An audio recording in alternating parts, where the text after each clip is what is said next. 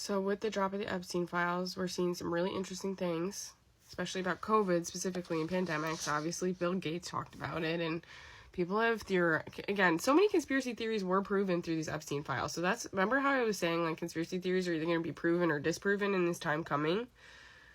This is what I mean.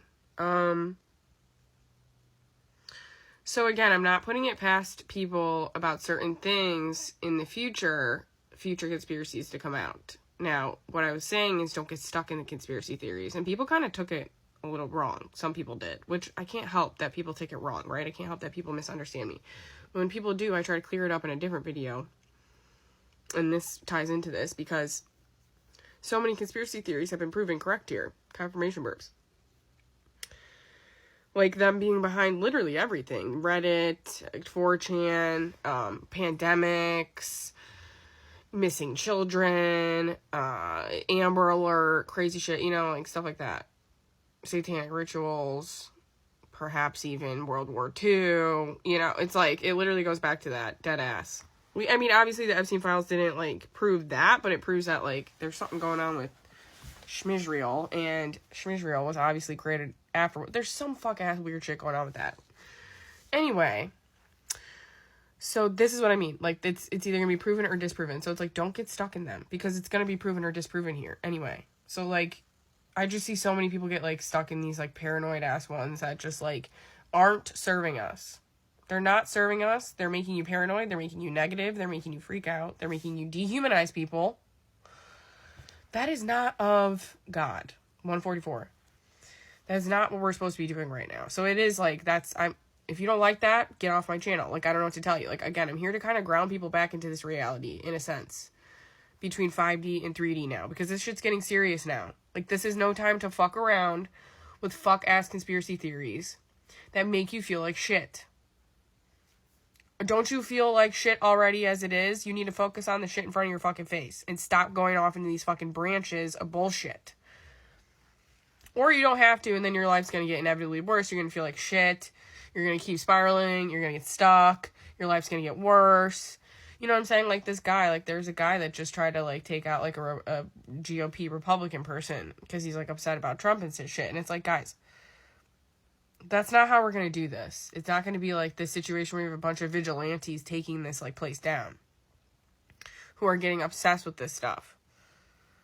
I don't foresee that happening. I don't foresee that being what's going to happen. I think we can do this more civilized. I think God's designed it a certain way, in a way where we don't have to, become barbaric towards one another.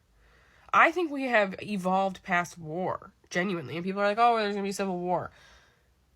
The left does not have fucking guns, guys. So what? We're all going to go out and get guns, and now we're going to lose our humanity and take other people out for what? I just think God's got something else. Again, I can't predict what the hell that is.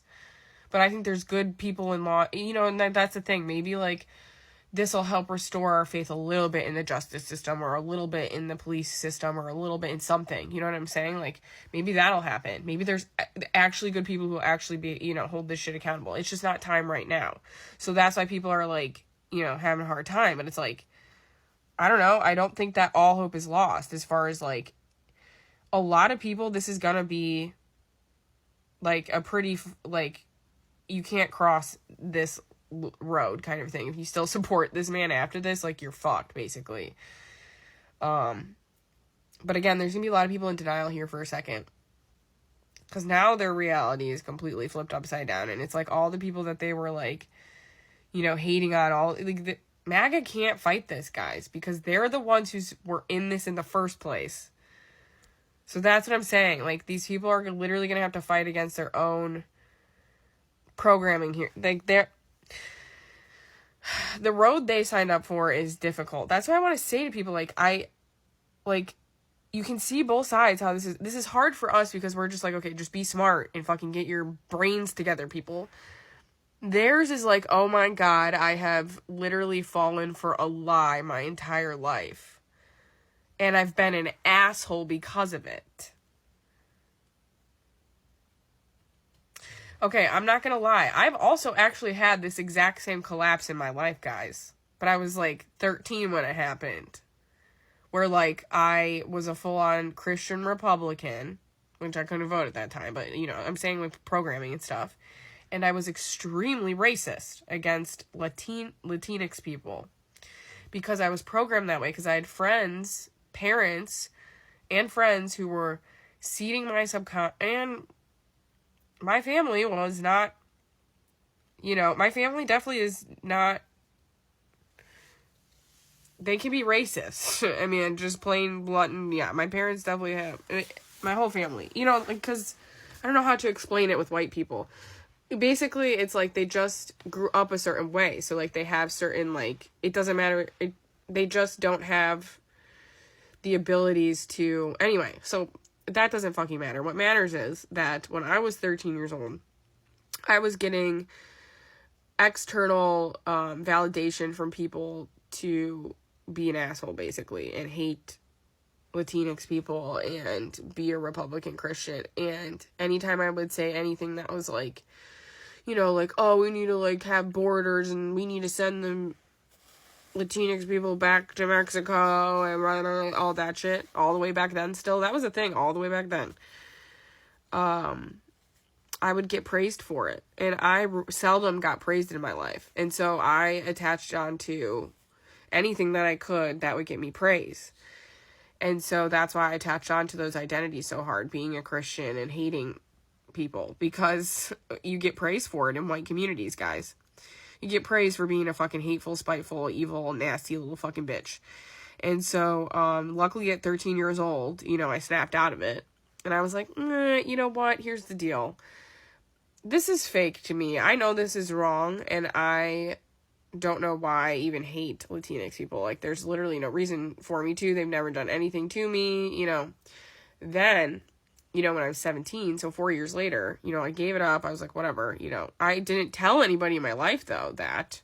I just stopped saying hateful things, you know. I didn't outwardly come out and be like, I'm not going to not be nice to Latinx people anymore, you know, whatever.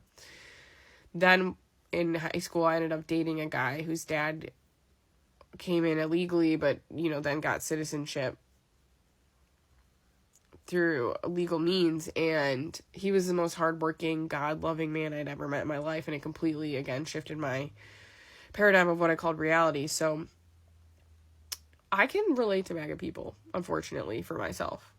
A lot more than I like to admit, in a sense of, like, I've been in their shoes. I know exactly what it's like to be in a white community that praises you for hating, that praises you for judgment, it praises you for competition, it praises you to be a fucking egotistical fucking asshole, it praises you to feel better than others. That's what white communities do, to keep them in their place. And I don't even know if it's a conscious thing, it's just an othering kind of thing, because a lot of white communities, like, the outskirts of our white communities are always minority communities that are there's behavioral and crime issues because they're surviving, but white people don't see it that way. They see it as like a personal fault, a personal moral fault, rather than survival tactics that have been developed over centuries and, you know, years, decades here to survive the lack of being white. And so it's just a huge situation that we're in right now. And so I don't think we're going to get the second batch of Epstein files here for a second. We got to digest this first one. And, you know, these people have to digest their identities dissolving. And, you know, it was hard for me. It's still hard for me to admit that I was like that.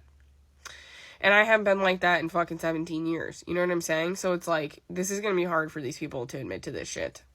But they will. They will eventually, but they're going to have to, unfortunately, get shamed by society, which we're already doing. You know what I'm saying? And it's like, oh, we shouldn't shame people. But it's like, no, we really should use shame if it still works on people. The shame is something that you have to personally get out of yourself. And I had to be shamed all my life to get pushed out of shame. I was shamed all my fucking life for being kind and caring. People shamed the fuck out of me. So it's like, well, I'm just speaking from experience, guys. That's what worked for me. I don't know what God's got planned for everybody else, but I kind of have a feeling it's going to be very similar.